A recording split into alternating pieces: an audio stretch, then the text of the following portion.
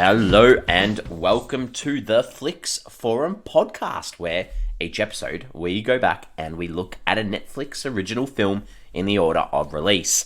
This episode we have Netflix 223rd film from 2020. It's the romantic comedy Love, Wedding, Repeat, directed by Dean Craig. It stars Sam Claflin, Olivia Munn and Eleanor Tomlinson. I am Jesse and I am writing solo for this rom-com, if that's what we want to call it. As always, if you haven't seen this film, you wanted to check it out, please give us a pause and come back later on, because I'm going to spoil this as we go, and especially as we start off with our Fast Flicks, where we do a quick little summary of what the film is all about. So, Love, Wedding, Repeat. This one is about an ex arriving at a wedding, uninvited, and with the intent to ruin it, while the brother of the bride is set on the task of removing him from the equation. I found it really hard to write this one, so I'm not sure that gives much. Looking back at it, that's not a great summary of the film, but it's really hard because obviously if you look at the title, Love, Wedding, Repeat, we're going to have some sort of repetition there, and I guess looking back at the Netflix catalogue of original films that we've done so far, there was one that we did quite a long time ago, right back in the first sort of 50 episodes, called Naked, which was a similar sort of premise where it was at a wedding and the same situation played out over and over again. And if you remember, I did not like that one. So as we get into this one, we'll see what my thoughts are on this one, I guess. But let's talk a little bit about this film, how it ended up on Netflix, what it's all about. Not much really about this one. I think it was a British / American co-production, filmed in and around Rome and Italy, with I think quite a bit of financial support from the Italian government for showing off the lovely setting of this location. The actual story, I guess, is a remake of a 2012 French film, which was also a rom-com, and that one was called Plan de Table. So this is a remake of that.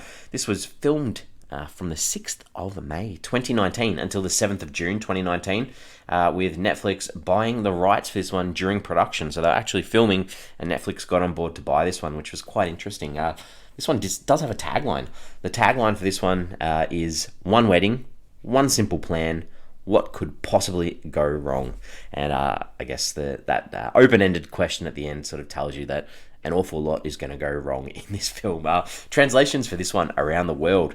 In Portuguese and Italian, it's called One Love, 1,000 Weddings. We don't quite get to see 1,000 weddings in this, so interesting title. In Hungarian, it's called My Little Sister's Wedding, which makes a bit of sense, I guess, because this film does follow our main character Jack and his sister's wedding. And in China, this one was called A Few Things About the Wedding, so it leaves it quite broad there, which is quite interesting. This one, released on Netflix on the 10th of April of 2020, and I guess we can sort of look at what the critics and audiences are saying about this one. So unfortunately, it's pretty negative. Rotten Tomatoes, it sits at 34%. That's on 70 reviews, so quite a few reviews, so that's definitely rotten. Audience has it about the same at 35% on more than 250 ratings on IMDb. This sits at a 5.5 out of 10 on nearly 21,000 ratings, and on Letterboxd, our film lover social media platform that we do like to talk about, sits at a 2.2 out of 5 on nearly 20,000 ratings, whereas it's actually been logged by nearly 30,000 people. So about 10,000 people have decided not to actually give it a star rating, which is interesting. That leads me to my early thoughts for this one, and I think the start of this really had me interested. I was interested, but and meeting the characters, but then as soon as the wedding reception starts, it's realistically a bunch of unfunny situations that don't really repeat at all. I mean, it's in the title. Everyone is horrible to each other in this film, and without a connection to a character, it's a bit of a hard watch in the end, unfortunately. So let's talk about the characters in this one. I'm going to talk about a few of the characters, and I'm going to start off with Jack. I sort of mentioned Jack before. So Jack is the devoted big brother of Haley, who is the character in this film who's getting married, whose wedding this is all about. He sort of, we start the film off in the past where he's travelled to Rome to spend time with his sister. And then we flash back to 3 years, or flash forward to 3 years later when she's getting married, and he's there as a brother to walk her down the aisle because their parents are no longer around. I guess this guy sort of does whatever he needs to make everyone around him happy, including possibly drugging some people. And I guess the side story with Jack is this sort of love interest of Dina, who is one of Haley's friends, and she's a war journalist. So she's got this story of being kidnapped and having her boyfriend cheating on her, and her mum's passed away too. So she had a bit of a tough run, and I can't really see it getting any better for her in sort of making any sort of relationship work with Jack, because it's an interesting situation. I sort of mentioned Haley, the sister. She's a bit of a stress head, super needy of her brother Jack. She's on medication for her nerves or her stresses, I guess. And, we're all together to see this wedding because she's met this guy in Italy. I only known him for a couple of months and they're getting married. Roberto's his name. And unfortunately in this film, we find out that pretty early on that she's been unfaithful to him. So I'm sort of a little bit unsure onto how, as an audience, you're supposed to want her relationship to work or this movie to sort of end happily with them together, because you find out that, she's been unfaithful with his ex, whose name's Mark, and this guy does rock up to the wedding sort of uninvited. He's drugged up. He's the ex-partner, sort of seems a bit obsessive or stalkerish of Haley, and I guess he's the main reason for this film having any sort of issue. So interesting situations there. The other sort of side character in this one, I guess, is Amanda. She's Jack's ex, who's also at the wedding, and she obviously still is interested in him, and she brings along her new boyfriend Chaz, but this Chaz guy's super insecure, and it's sort of obvious that Amanda has no interest in him whatsoever. So they're a little bit of side characters. The other sort of main two people I'll talk about, first one's Brian. Brian is I guess the maid of honor at this wedding for Haley, and he wants to be an actor, and he's obsessed with this Italian movie director / star called Vitelli, who's there as well at the wedding. And the idea of him is he needs to keep his cool to not only play this role of maid of honor, but also to try and impress Vitelli so he can get some acting work. And the last one I'll mention, who's sort of part of this crew, is Sydney. And Sydney is this guy who's meant to be the comic relief. He's this kilt-wearing guy who's not actually Scottish. He's a car salesman, so say as you want of what sort of personality car salesmen have, but he's the most boring character in this film and a complete waste of space. It's time to talk about the director for this one. Dean Craig, this is his feature debut, but does have some pretty well-known writing credits. A couple of Australian films, which I know of.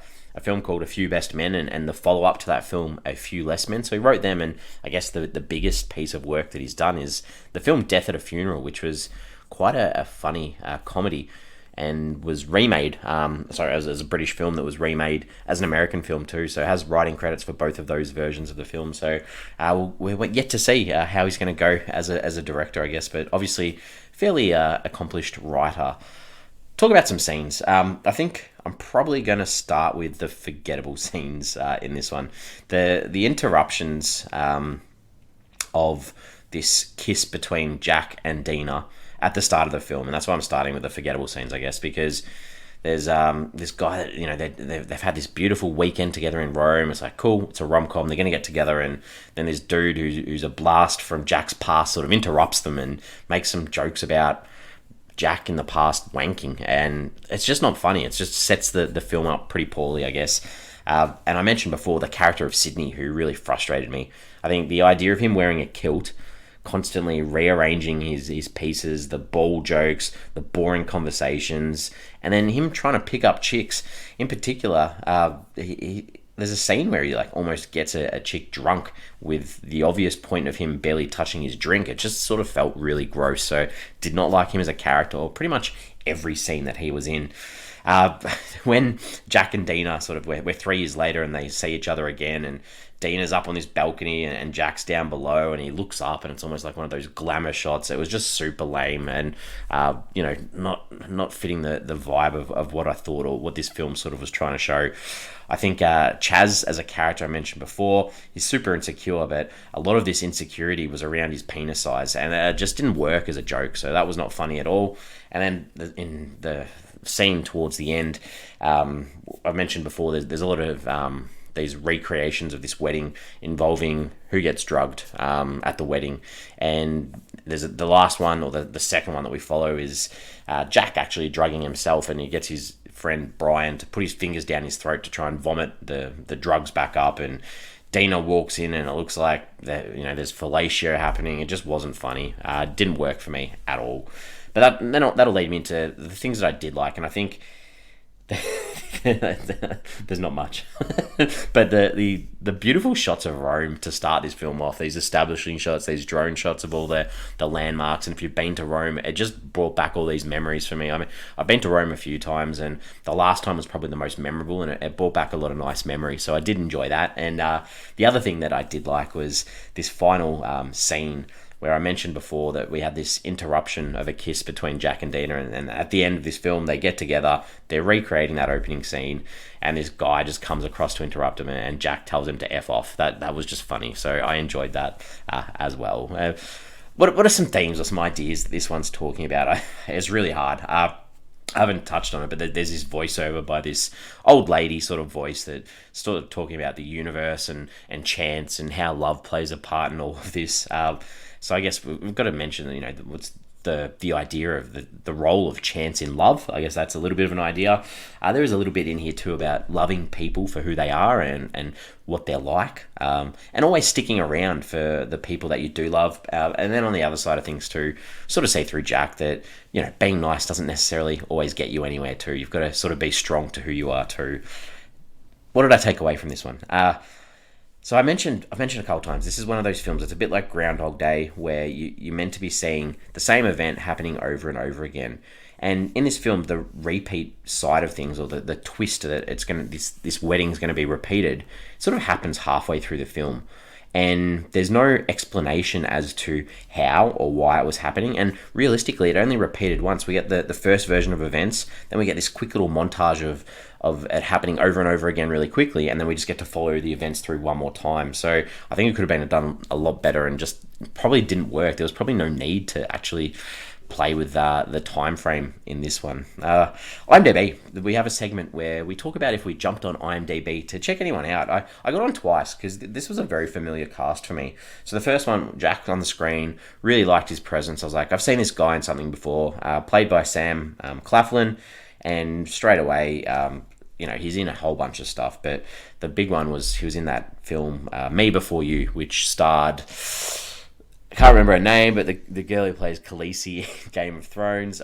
He was the character Will, really memorable role. He was also in this Australian film called The Nightingale, by the director of The Babadook, so highly recommend that film if you haven't seen it. And he's also in Enola Holmes and Last Night in Soho too, so a lot of things that I've seen in the last few years that I'd remember.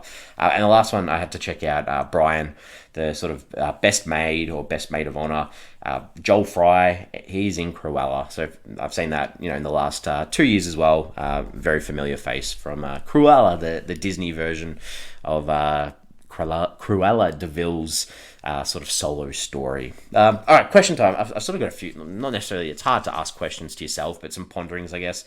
Sort of the moment that leads to the events recreating is that Roberto, who is Hayley's husband, falls off the balcony and dies, I guess, and that sort of resets the wedding. So, and I mentioned before that we don't really get any context as to what event resets it or why it resets. So, I mean, does Roberto have to die every time? And they sort of say that this version that we're seeing, which is really only the second full version that we see, is the last hope. Why? Why is this the last version? Why is this the last hope? Because we didn't really get an awful lot of context about every other version that happened. So if you are going to play with time, give the audience a bit more context, I think. And then the other thing, like, weddings are meant to be the most magical day for not only the bride and the groom, but for everyone that's involved. The special people that are there for a wedding. And I think that, why are weddings often the center of comedies? Is it because of the stark contrast or experiences with them? Like, you have memories of weddings being such memorable days and special days, and is that because we feel it would be a bit awkward if these sorts of things happened at these events? I don't have an answer, but it's just something that I sort of pondered and thought about. And the last week or so, I got to go to my sister's wedding at the time of recording this, so it was a very special day, and just the thought of any of this sort of stuff happening at an actual wedding just seems so foreign. So it's interesting that we do have a lot of films that have such comedic things happening at weddings.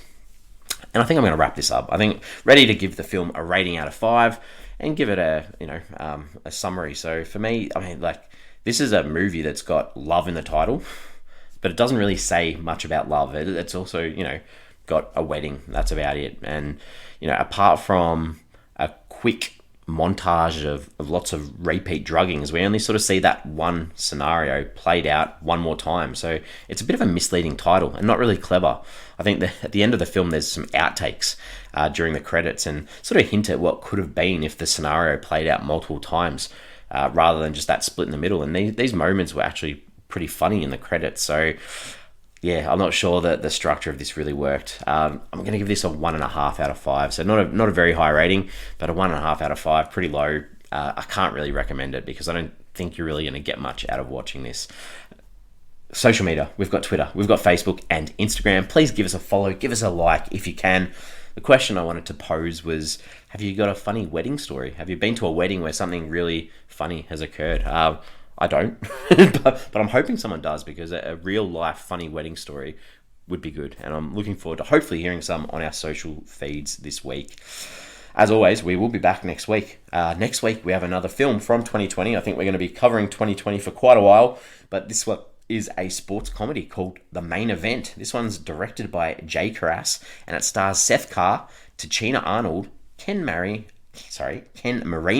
and Adam Pally. So give that one a watch if you're keen, and we'll talk about that next week. Thank you for joining me, listening along. If you've seen this film, hope you enjoyed this chat, and I'll speak to you next week.